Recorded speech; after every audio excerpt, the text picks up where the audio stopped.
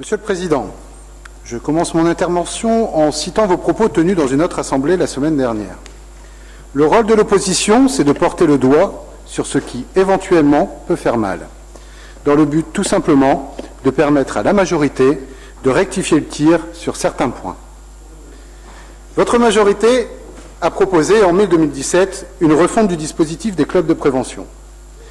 À cette occasion, mais également lors d'une question d'actualité en juin 2017, notre groupe avait dénoncé les nouvelles orientations choisies par votre majorité, ainsi que la baisse des moyens financiers engagés depuis 2015 à hauteur de 5% par an.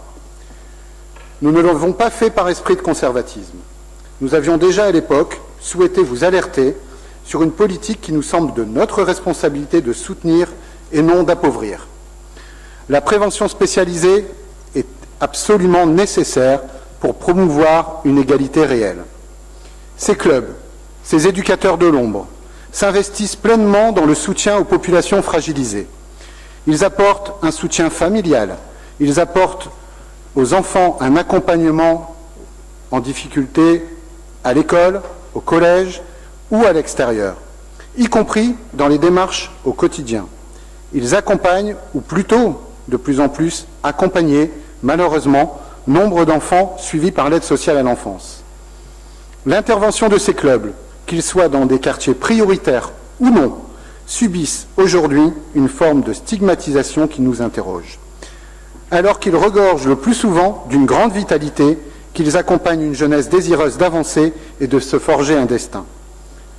Or, les annonces récentes, la mise au placard du plan Borloo, rappelons-le, faisait l'unanimité d'ailleurs sur bon nombre de ces propositions à droite comme à gauche, ont stoppé en plein vol l'idée même d'un plan pour endiguer la crise, pour stopper l'hémorragie, pour poursuivre le travail amorcé par les travailleurs de l'ombre, des éducateurs spécialisés, ces centaines de professionnels qui assurent le lien social sur notre territoire, qui évitent parfois, souvent, le pire.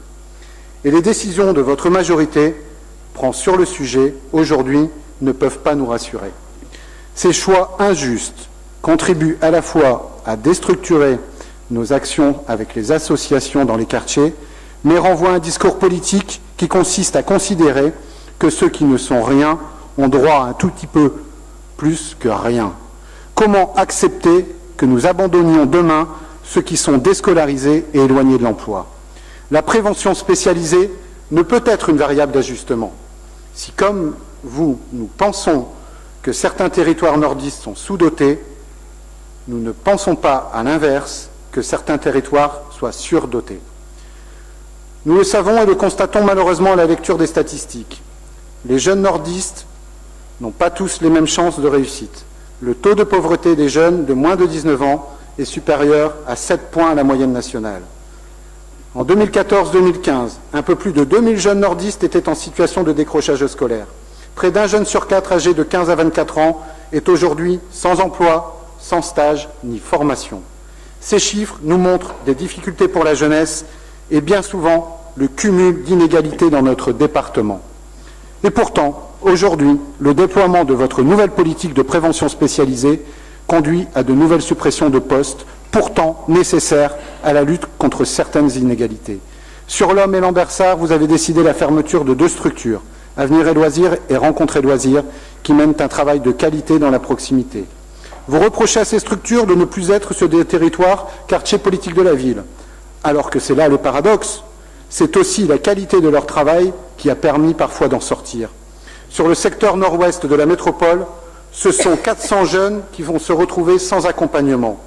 Que deviendront ces jeunes et leurs familles?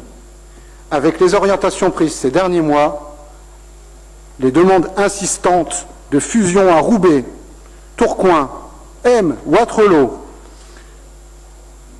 l'absence d'intervention dans les quartiers, y compris lillois, avec ces orientations, nous avons clairement le sentiment que vous préparez la disparition à terme de la prévention spécialisée dans le Nord. Aussi, Monsieur le Président, nous vous demandons ici de surseoir à la décision de fermer ces 2 structures et de geler les baisses de subventions envisagées en 2018 afin d'engager ensemble un véritable tour de table avec ensemble des acteurs du territoire sur l'avenir de la prévention spécialisée dans le Nord. Merci.